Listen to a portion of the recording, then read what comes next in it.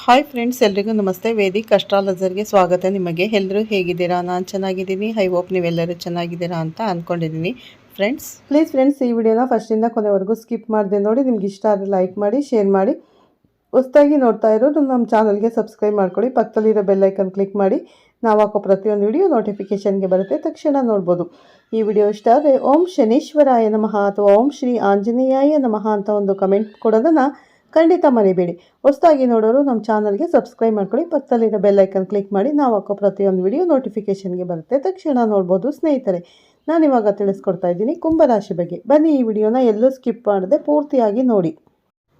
ಕುಂಭರಾಶಿ ಸ್ನೇಹಿತರಿಗೆ ನಮಸ್ಕಾರ. ಗೆಳೆಯರೇ, ಮುಂದಿನ 48 ಗಂಟೆಗಳಲ್ಲಿ ಎಚ್ಚರಗೊಳ್ಳಿ, ಏಕೆಂದರೆ ನೀವು ಗಾಢ ನಿದ್ದೆಯಲ್ಲಿದ್ದೀರಿ. ನಿಮ್ಮ ಪ್ರೀತಿ ಪಾತ್ರರು ನಿಮ್ಮ ಮೇಲೆ ಮಾಟಮಂತ್ರ ಮಾಡಿದ್ದಾರೆ ಮತ್ತು ನಿಮ್ಮನ್ನು ನಿಯಂತ್ರಿಸಿದ್ದಾರೆ.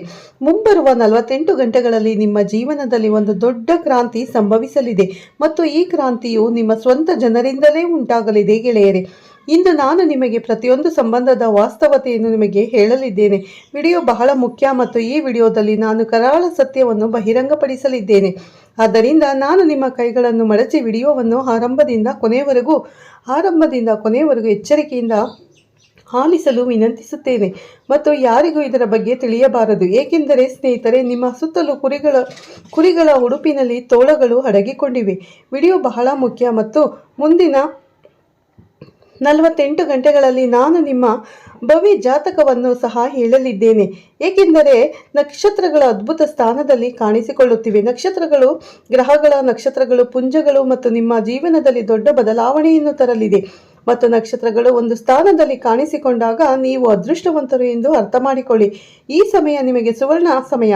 ನೀವು ಮಾಡಬೇಕಾಗಿರುವುದು ಇಷ್ಟೇ, ನೀವು ಈ ವಿಡಿಯೋವನ್ನು ನೋಡಿ. ಎಲ್ಲವನ್ನು ಸಂಪೂರ್ಣವಾಗಿ ಆಗ ಮಾತ್ರ ಮರುದಿನ ನಿಮ್ಮ ಜೀವನದ ಅತ್ಯಂತ ವಿಶೇಷ ದಿನವಾಗುತ್ತದೆ. ಆದರೆ ಮುಂದುವರಿಯುವ ಮೊದಲು ದಯವಿಟ್ಟು ವಿಡಿಯೋವನ್ನು ಲೈಕ್ ಮಾಡಿ ಸ್ನೇಹಿತರೆ. ವಿಡಿಯೋ ತುಂಬ ಮುಖ್ಯವಾಗಿದೆ, ತುಂಬ ವಿಶೇಷವಾಗಿದೆ. ಆದ್ದರಿಂದ ದಯವಿಟ್ಟು ವಿಡಿಯೋವನ್ನು ಲೈಕ್ ಮಾಡಿ. ಬಹಳ ಶ್ರಮದಿಂದ ಮಾಡಲಾಗಿದೆ. ಈ ಕಠಿಣ ಪರಿಶ್ರಮಕ್ಕಾಗಿ ದಯವಿಟ್ಟು ಲೈಕ್ ಮಾಡಿ ಸ್ನೇಹಿತರೆ. ಕಮೆಂಟ್ ಬಾಕ್ಸಲ್ಲಿ ಜೈ ಶನಿದೇವ ಎಂದು ಬರೆಯಿರಿ. ಮತ್ತು ತಮ್ಮ ಹಣೆಬರಹ ಕೀಲಿಯನ್ನು ಅನ್ಲಾಕ್ ಮಾಡುತ್ತಾರೆ, ಅವರ ಹಣೆಬರಹ ಬೀಗ ತೆಗೆಯುತ್ತದೆ. ಆದ್ದರಿಂದ ಈಗಲೇ ಹೋಗಿ ಜೈ ಶನಿದೇವ ಎಂದು ಬರೆಯಿರಿ. ಮುಂದಿನ 24 ಗಂಟೆಗಳಲ್ಲಿ ನಿಮ್ಮ ಉತ್ತಮ ಸುದ್ದಿ ಸಿಗುತ್ತದೆ. ಜನರು ಭವಿಷ್ಯದ ಬಗ್ಗೆ ಬಹಳಷ್ಟು ಚಿಂತಿಸುತ್ತಾರೆ. ನಿಮ್ಮಲ್ಲಿ ಹಲವರು ನಾಳೆಯ ಬಗ್ಗೆಯೂ ಚಿಂತಿಸುತ್ತಾರೆ. ಈ ಚಿಂತೆಯಿಂದಾಗಿ ನೀವು ನಾಳೆ ಏನು ಬೇಯಿಸುತ್ತೀರಿ ಎಂದು ಯೋಚಿಸುತ್ತಲೇ ಇರುತ್ತೀರಿ. ಅಂದರೆ ಕೆಲವು ಮಹಿಳೆಯರು ನಾಳೆ ಏನು ಬೇಯಿಸುತ್ತೀರಿ ಎಂದು ಚಿಂತಿಸುತ್ತಾರೆ. ಕೆಲವು ಪುರುಷರು ತಮ್ಮ ಮುಂದಿನ 3 ವರ್ಷಗಳ ಬಗ್ಗೆ ಚಿಂತಿಸುತ್ತಾರೆ. 3 ವರ್ಷಗಳ ನಂತರ ನಾನು ಏನು ಮಾಡಬೇಕು ಎಂದು ಯೋಚಿಸುತ್ತಾರೆ. 3 ವರ್ಷಗಳಲ್ಲಿ ಇಷ್ಟು ಮಾಡಬೇಕು, ನಾನು ಇಷ್ಟು ಸಂಪಾದಿಸಬೇಕು, ನನ್ನ ಕುಟುಂಬಕ್ಕಾಗಿ ನಾನು ಇಷ್ಟು ಕೆಲಸ ಮಾಡಬೇಕಾಗಿದೆ, ಇಲ್ಲಿಗೆ ಪ್ರಯಾಣಿಸುತ್ತೇನೆ, ಇಲ್ಲಿ 8 ವರ್ಷಗಳ ನಂತರ ನಾನು ಹೀಗಾಗುತ್ತೇನೆ ಎಂದು ಭಾವಿಸುತ್ತೇವೆ. 8 ವರ್ಷಗಳ ನಂತರ ತುಂಬ ಹಣವನ್ನು ಗಳಿಸುತ್ತೇನೆ, ಕೆಲಸದಲ್ಲಿ ಉನ್ನತ ಸ್ಥಾನ ತಲುಪುತ್ತೇನೆ, ಆಸ್ತಿಯನ್ನು ಖರೀದಿಸುತ್ತೇನೆ. ಎಷ್ಟೇ ಯೋಚಿಸಿದರೂ ಮೇಲಿನವರು ನಿಮಗಾಗಿ ಎಲ್ಲವನ್ನು ಈಗಾಗಲೇ ಯೋಚಿಸಿದ್ದಾರೆ. ನೀವು ಎಷ್ಟೇ ಯೋಚಿಸಿದರೂ ಅದು ದೇವರು ಏನು ನಿರ್ಧಾರ ಮಾಡಿರುತ್ತಾರೋ ಅದೇ ನಮಗೆ ಲಭಿಸುವುದು. ಹಾಗಾಗಿ ಮೇಲಿನ ಕೋಲು ಯಾವುದೇ ಸಮಯದಲ್ಲಿ ಬೀಳಬಹುದು ಸ್ನೇಹಿತರೆ. ಆದ್ದರಿಂದ ನಿಮ್ಮ ಕ್ರಿಯೆಗಳಿಗೆ ಗಮನ ಕೊಡಿ. ನಿಮ್ಮ ಕಾರ್ಯಗಳು ಒಳ್ಳೆಯದಾಗಿದ್ದರೆ, ನೀವು ಒಳ್ಳೆಯ ಉದ್ದೇಶದಿಂದ ಕೆಲಸ ಮಾಡಿದರೆ ನಿಮ್ಮ ಜೀವನದಲ್ಲಿ ಎಲ್ಲವೂ ಚೆನ್ನಾಗಿರುತ್ತದೆ. ಇಲ್ಲದಿದ್ದರೆ ಎಲ್ಲ ಯೋಚನೆಗಳು ವ್ಯರ್ಥವಾಗುವ ಸಮಯ ಬರುತ್ತದೆ. ಇಂದು ಒಬ್ಬ ವ್ಯಕ್ತಿಯು ನಾಳೆಯ ಬಗ್ಗೆ ಚಿಂತೆ ಮಾಡುತ್ತಾನೆ, ಆದರೆ ಅವನು ನಾಳೆಯ ಬಗ್ಗೆ ಚಿಂತೆ ಮಾಡುವುದರಿಂದ ಒಳ್ಳೆಯ ಕಾರ್ಯಗಳನ್ನು ಮಾಡುತ್ತಿಲ್ಲ. ಆದರೆ ನೀವು ಇದನ್ನು ಮಾಡಬಾರದು. ನಾಳೆ ತುಂಬ ಚೆನ್ನಾಗಿರಲು ಒಳ್ಳೆಯ ಕಾರ್ಯಗಳನ್ನು ಮಾಡಬೇಕು. ಮತ್ತು ಒಬ್ಬ ವ್ಯಕ್ತಿಯು ಮುಂದಿನ ವರ್ಷಕ್ಕೆ ಒಂದು ಚಾರ್ಟನ್ನು ತಯಾರಿಸುತ್ತಾನೆ, ಆದರೆ ನಾಳೆಯಲ್ಲಿ ಅವನು ಇರುತ್ತಾನೋ ಇಲ್ಲವೋ ಎಂದು ಯೋಚಿಸುವುದಿಲ್ಲ. ಮತ್ತು ಇತ್ತೀಚಿನ ದಿನಗಳಲ್ಲಿ ತಮ್ಮ ಸುತ್ತಲೂ ಇಂತಹ ಅನೇಕ ಘಟನೆಗಳು ನಡೆಯುತ್ತವೆ. ಅಂತಹ ಅನೇಕ ಘಟನೆಗಳು ಒಬ್ಬ ವ್ಯಕ್ತಿಯು ನಡೆಯುವಾಗ ದೇವರಿಗೆ ಪ್ರಿಯನಾಗುತ್ತಾನೆ ಮತ್ತು ನಡೆಯುವಾಗ ಆ ವ್ಯಕ್ತಿ ಇನ್ನೊಂದು ಲೋಕಕ್ಕೆ ಹೋಗುತ್ತಾನೆ. ಆ ವ್ಯಕ್ತಿಯ ಎಲ್ಲ ಯೋಚನೆಗಳು, ಅವರ ಯೋಜನೆಗಳು ವ್ಯರ್ಥವಾಗುತ್ತವೆ. ಆದ್ದರಿಂದ ಅತಿಯಾಗಿ ಯೋಚಿಸಬೇಡಿ ಸ್ನೇಹಿತರೆ. ಇಂದಿನ ದಿನವನ್ನು ಚೆನ್ನಾಗಿ ಬದುಕಿ. ಈ ವಿಡಿಯೋ ನೋಡುತ್ತಿದ್ದರೆ ಅದನ್ನು ಸಂತೋಷದಿಂದ ನೋಡಿ. ವಿಡಿಯೋವನ್ನು ನೋಡಿದ ನಂತರ ನಿಮ್ಮ ಕುಟುಂಬದೊಂದಿಗೆ ಸಂತೋಷದಿಂದ ಬದುಕಿ ಮತ್ತು ಚೆನ್ನಾಗಿ ಜೀವನದಲ್ಲಿ ತಿನ್ನಿರಿ ಮತ್ತು ಕುಡಿಯಿರಿ. ಈ ಉತ್ತಮ ಪ್ರವಾಸಕ್ಕೆ ಹೋಗಿ, ಏಕೆಂದರೆ ನಾಳೆ ಏನಾಗುತ್ತದೆ ಎಂದು ಯಾರಿಗೆ ತಿಳಿದಿದೆ ಸ್ನೇಹಿತರೆ. ನಾಳೆ ಏನಾಗುತ್ತದೆ ಎಂಬ ಚಿಂತೆಯಲ್ಲಿ ಬದುಕೋದನ್ನು ಬಿಡಿ. ಯಾರಿಗೆ ತಿಳಿದಿದೆ ನಾಳೆ ಇರುತ್ತಾರೋ ಇಲ್ಲವೋ ಈ ಎಲ್ಲವೂ ದೇವರ ಕೈಯಲ್ಲಿದೆ. ಆದ್ದರಿಂದ ಸಾಧ್ಯವಾದಷ್ಟು ಚೆನ್ನಾಗಿ ಬದುಕಲು ಕಲಿಯಿರಿ. ಇತ್ತೀಚಿನ ದಿನಗಳಲ್ಲಿ ಜನರು ನಾಳೆಯ ಬಗ್ಗೆ ಚಿಂತಿಸುವ ಮೂಲಕ ಬದುಕುವುದನ್ನು ಮರೆತಿದ್ದಾರೆ. ಆದರೆ ಸ್ನೇಹಿತರೆ, ನಾನು ಅರ್ಥ ಮಾಡಿಕೊಂಡ ನಂತರ ನೀವು ಚೆನ್ನಾಗಿ ಅರ್ಥ ಮಾಡಿಕೊಂಡಿದ್ದೀರಿ ಎಂದು ನಾನು ಭಾವಿಸುತ್ತೇನೆ. ನಾಳೆ ಬಗ್ಗೆ ಚಿಂತಿಸುವ ಮೂಲಕ ನಿಮ್ಮ ಇಂದಿನ ದಿನವನ್ನು ಹಾಳು ಮಾಡಬೇಡಿ. ನಿಮ್ಮ ಕುಟುಂಬವನ್ನು ಸಂತೋಷವಾಗಿಡಿ. ನಾನು ಹೇಳಬೇಕಾಗಿರೋದು ಇಷ್ಟೇ. ಬನ್ನಿ ನಿಮ್ಮ ಜಾತಕಕ್ಕೆ ಹೋಗೋಣ, ಏಕೆಂದರೆ ಮುಂಬರುವ ದಿನವು ನಿಮಗೆ ಬಹಳ ಮುಖ್ಯವಾದ ಸಂಕೇತಗಳನ್ನು ನೀಡುತ್ತಿದೆ ಮತ್ತು ಈ ದಿನ ಸಾಮಾನ್ಯ ದಿನವಾಗುವುದಿಲ್ಲ. ಈ ದಿನ ನಿಮ್ಮನ್ನು ಹರಿದು ಹಾಕುತ್ತದೆ. ಅಂದರೆ ಇದನ್ನು ಹೇಳುತ್ತಿದ್ದೇನೆ ಏಕೆಂದರೆ ಆರಂಭದಲ್ಲಿ ಹೇಳಿದಂತೆ ನಿಮ್ಮ ರಕ್ತ ಸಂಬಂಧಗಳು ಹಾಳಾಗಿದೆ. ಕೆಲವೊಮ್ಮೆ ನಮ್ಮ ಪ್ರೀತಿ ಪಾತ್ರರಿಂದ ನಮಗೆ ಹೆಚ್ಚಿನ ನಿರೀಕ್ಷೆಗಳು. ನಾವು ಅಸ್ವಸ್ಥರಾದರೆ ನಮ್ಮ ಸಹೋದರ ನನ್ನನ್ನು ನೋಡಿ ತನ್ನ ಹೆಂಡತಿ ನನಗೆ ಸೇವೆ ಮಾಡುತ್ತಾಳೆ, ತನ್ನ ಗಂಡ ನನಗೆ ಸೇವೆ ಮಾಡುತ್ತಾನೆ. ಆದರೆ ಕೆಲವೊಮ್ಮೆ ಏನಾಗುತ್ತದೆ ಎಂದರೆ ನಾವು ನಿರೀಕ್ಷಿಸುವವರು ನಮ್ಮ ನಿರೀಕ್ಷೆಗಳನ್ನು ಮುರಿಯುತ್ತಾರೆ. ಆದ್ದರಿಂದ ಯಾರಿಂದಲೂ ಹೆಚ್ಚು ನಿರೀಕ್ಷಿಸಬೇಡಿ. ನಿಮ್ಮ ಮಕ್ಕಳಿಂದ ಆಗಿರಬಹುದು, ನಿಮ್ಮ ಸಂಬಂಧಿಗಳಿಂದ ಆಗಿರಬಹುದು. ಪ್ರತಿಯೊಬ್ಬ ವ್ಯಕ್ತಿಯು ಸ್ವಾರ್ಥಿಗಳಾಗಿರುತ್ತಾರೆ. ಕ್ರಮೇಣ ಜನರು ಸ್ವಾರ್ಥದ ಆಧಾರದ ಮೇಲೆ ಬದುಕುತ್ತಿದ್ದಾರೆ. ಇಂದಿನ ಜೀವನವು ಸ್ವಾರ್ಥದ ಆಧಾರದ ಮೇಲೆ ನಡೆಯುತ್ತಿದೆ. ಎಲ್ಲ ಸಂಬಂಧಗಳು ಸ್ವಾರ್ಥದ ಆಧಾರದ ಮೇಲೆ ನಡೆಯುತ್ತಿದೆ. ರಕ್ತ ಸಂಬಂಧಗಳು ಆಸಕ್ತಿ ಹೊಂದಿದ್ದರೆ ನಿಮ್ಮನ್ನು ಬೆಂಬಲಿಸುತ್ತಾರೆ, ಆದರೆ ನೀವು ಯಾವುದೇ ಪ್ರಯೋಜನಕಾರಿ ಆಗದಿದ್ದರೆ ಅವರು ನಿಮಗೆ ಸಹಾಯ ಮಾಡುವುದಿಲ್ಲ. ನೀವು ಎಷ್ಟೇ ದೊಡ್ಡ ತೊಂದರೆಯಲ್ಲಿದ್ದರೂ ಮತ್ತು ನಿಮ್ಮ ಜಾತಕದಲ್ಲಿಯೇ ಬರೆಯಲಾಗಿದೆ ಸ್ನೇಹಿತರೆ, ನಿಮ್ಮ ಸ್ವಂತ ಜನರು ನಿಮಗೆ ಹೆಚ್ಚು ದ್ರೋಹ ಮಾಡುತ್ತಾರೆ. ನಿಮ್ಮ ಸ್ವಂತ ಜನರು ನಿಮಗೆ ಹೆಚ್ಚು ನೋವುಂಟು ಮಾಡುತ್ತಾರೆ. ಈ ಜೀವನದಲ್ಲಿ ನಿಮ್ಮನ್ನು ಹೆಚ್ಚು ತೊಂದರೆಗೊಳಿಸುವವರು ನಿಮ್ಮ ಸ್ವಂತ ಜನರು. ಕೆಲವೊಮ್ಮೆ ಅವರು ಹಣದ ಬಗ್ಗೆ ನಿಮಗೆ ತೊಂದರೆ ನೀಡುತ್ತಾರೆ. ಕೆಲವೊಮ್ಮೆ ನಿಮ್ಮ ಹಕ್ಕುಗಳನ್ನು ಕಸಿದುಕೊಳ್ಳುತ್ತಾರೆ. ಕೆಲವೊಮ್ಮೆ ನಿಮ್ಮ ಹಕ್ಕುಗಳು ತಿನ್ನಲು ಬರುತ್ತಾರೆ. ಈ ರೀತಿ ಒಬ್ಬ ವ್ಯಕ್ತಿಯು ತನ್ನ ಸ್ವಂತ ಹಕ್ಕುಗಳನ್ನು ತಿನ್ನುತ್ತಾನೆ, ಆದರೆ ಅವನ ಹೊಟ್ಟೆಯನ್ನು ತುಂಬುವುದಿಲ್ಲ. ಆದ್ದರಿಂದ ಅವನು ನಿಮ್ಮ ಹಕ್ಕುಗಳನ್ನು ಸಹ ತಿನ್ನಲು ಬರುತ್ತಾನೆ. ಆತುರದ ನಿರ್ಧಾರಗಳನ್ನು ತೆಗೆದುಕೊಳ್ಳುವುದರ ಬಹಳ ಮುಖ್ಯ. ಯಾವುದೇ ನಿರ್ಧಾರಗಳನ್ನು ತೆಗೆದುಕೊಳ್ಳುವ ಮೊದಲು ಎಚ್ಚರಿಕೆಯಿಂದ ಯೋಚಿಸಿ. ಪರಿಸ್ಥಿತಿ ತುಂಬ ಗೊಂದಲಮಯವಾಗಿದ್ದರೆ ಕಮೆಂಟ್ಗಳ ವಿಭಾಗದಲ್ಲಿ ನನ್ನನ್ನು ನೀವು ಹೆಚ್ಚು ಗೊಂದಲಮಯವಾಗಿದ್ದರೆ ಹೆಚ್ಚು ತಿಳಿದವರ ಹತ್ತಿರ ಹೋಗಿ ಸೂಕ್ತ ಮಾರ್ಗದರ್ಶನವನ್ನು ಪಡೆಯಿರಿ. ಖಂಡಿತ ನಿಮಗೆ ಒಳ್ಳೆಯ ಫಲಗಳು ಸಿಗುತ್ತದೆ. ತಾಳ್ಮೆಯಿಂದ ವರ್ತಿಸಿ. ವಿವೇಚನೆ ಅತ್ಯಗತ್ಯ. ಹಣಕಾಸಿನ ಬಗ್ಗೆ ಮಾತನಾಡೋಣ. ಈ ಸಮಯದಲ್ಲಿ ಆರ್ಥಿಕ ಪರಿಸ್ಥಿತಿ ಸ್ವಲ್ಪವಾಗಿ ಕಾಣುತ್ತದೆ, ಆದರೆ ಆದಾಯದ ಮೂಲಗಳು ಸ್ಪಷ್ಟವಾಗಿಲ್ಲ. ಹಣವಿದೆ, ಆದರೆ ಅದು ಹೇಗೆ ಬರುತ್ತದೆ? ಮಾರ್ಗ ಸ್ಪಷ್ಟವಾಗಿದೆ, ಆದರೆ ಮಾರ್ಗಗಳು ನೀವೇ ರಚಿಸಲು ಪ್ರಾರಂಭಿಸುವುದು ಅತ್ಯಗತ್ಯ. ಸುಮ್ಮನೆ ಕುಳಿತುಕೊಳ್ಳುವುದರಿಂದ ಯಾವುದೇ ಫಲಿತಾಂಶಗಳು ದೊರೆಯುವುದಿಲ್ಲ. ನೀವು ಮಾಡುತ್ತಿರುವ ಕೆಲಸಕ್ಕೆ ಹೆಚ್ಚಿನ ಪ್ರಯತ್ನ ಮಾಡಿ ಮತ್ತು ನೀವು ಇನ್ನು ಮಾಡದ ಕೆಲಸಗಳನ್ನು ಸಹ ಪರಿಗಣಿಸಿ. ನೀವು ಹೊಸದನ್ನು ಪ್ರಯತ್ನಿಸಿದಾಗ ಮಾತ್ರ ಹೊಸ ಸಾಧನೆಗಳು ಸಾಧ್ಯವಾಗುತ್ತದೆ.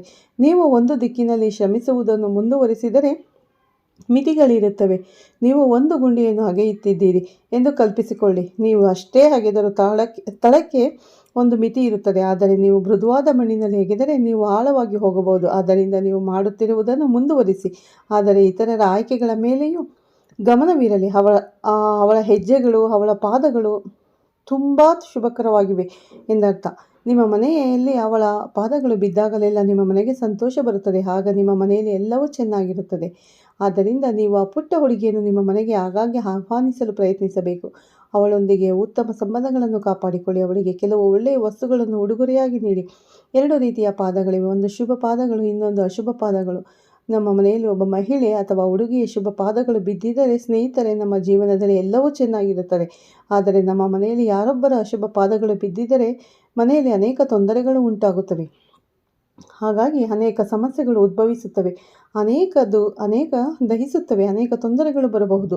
ಈ ಮಹಿಳೆ ನಮ್ಮ ಮನೆಗೆ ಬಂದಾಗ ನಮ್ಮ ಮನೆಯಲ್ಲಿ ಜಗಳಗಳು ಪ್ರಾರಂಭವಾಗುತ್ತವೆ. ಜೀವನ ಚೆನ್ನಾಗಿ ನಡೆಯುತ್ತಿದ್ದರೆ ನಮ್ಮ ಕುಟುಂಬದಲ್ಲಿ ಜಗಳಗಳು ಇರುತ್ತವೆ. ಸ್ನೇಹಿತರೆ, ಈ ಎಲ್ಲ ವಿಷಯಗಳನ್ನು ಗಮನಿಸಬೇಕು. ಯಾರಾದರೂ ಬರುತ್ತಿದ್ದರೆ ಅವರ ಬಗ್ಗೆ ಒಳ್ಳೆಯದು ಯಾರಾದರೂ ಬರುತ್ತಿದ್ದರೆ ತೃಪ್ತಿಕರವಾಗಿರುತ್ತದೆ. ನೀವು ಯಾರೊಂದಿಗೆ ಸಂಬಂಧ ಹೊಂದಿರಬೇಕು, ಯಾರೊಂದಿಗೆ ಸಂಬಂಧ ಹೊಂದಿರಬಾರದು, ಇದನ್ನೆಲ್ಲ ನೀವು ಗಮನಿಸಿ. ಹಾಗಾದರೆ ನಾನು ನಿಮಗೆ 2ನೇ ವಿಷಯವನ್ನು ಹೇಳುತ್ತೇನೆ.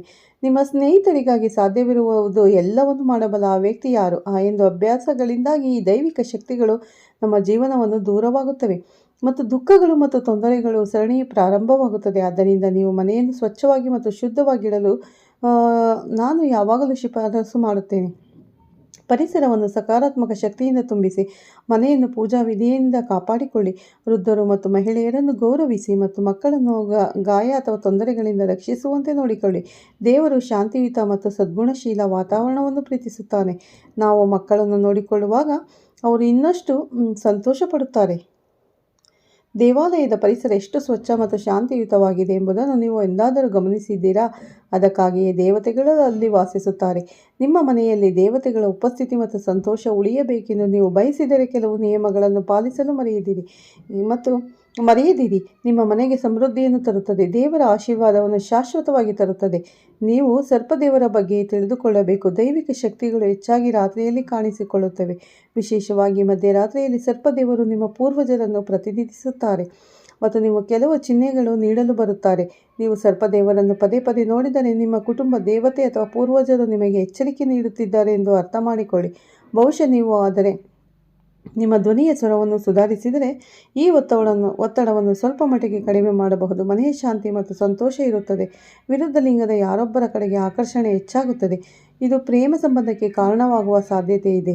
ಮತ್ತು ಸ್ನೇಹಿತರೆ, ಬದಲಾಗುತ್ತಿರುವ ಪರಿಸರದಿಂದಾಗಿ ಕೆಲವು ಅಲರ್ಜಿಗಳು ಉಂಟಾಗಬಹುದು. ಜನದಟ್ಟಣೆಯ ಸ್ಥಳಗಳಿಗೆ ಹೋಗುವುದನ್ನು ತಪ್ಪಿಸುವುದು ಒಳ್ಳೆಯದು. ಇಲ್ಲದಿದ್ದರೆ ದೃಷ್ಟಿಯ ಅಪಾಯ ಹೆಚ್ಚಾಗಬಹುದು. ಆಯುಧ ಕೆಲಸಗಳ ಮೇಲೆ ಗಮನ ಹರಿಸಿ. ದುರಾಸೆಯಿಂದಾಗಿ ನೀವು ಪ್ರತಿಯೊಂದು ಕೆಲಸದಲ್ಲಿ ಸಿಲುಕಿಕೊಳ್ಳಬಾರದು ಎಂದಲ್ಲ, ಆಯುಧ ಕೆಲಸಗಳ ಮೇಲೆ ಮಾತ್ರ ಗಮನ ಹರಿಸಿ. ನಿರಾಶೆಯನ್ನು ಉಂಟು ಮಾಡುವ ವಿಷಯಗಳ ಬಗ್ಗೆ ನಿಮ್ಮ ಆಲೋಚನೆಗಳು ಕ್ರಮೇಣ ಬದಲಾಗುತ್ತವೆ ಮತ್ತು ನಿಮ್ಮ ವೈಯಕ್ತಿಕ ಜೀವನದ ಮೇಲೆ ಕೇಂದ್ರೀಕರಿಸಲು ನೀವು ಪ್ರಯತ್ನಿಸಬೇಕಾಗುತ್ತದೆ.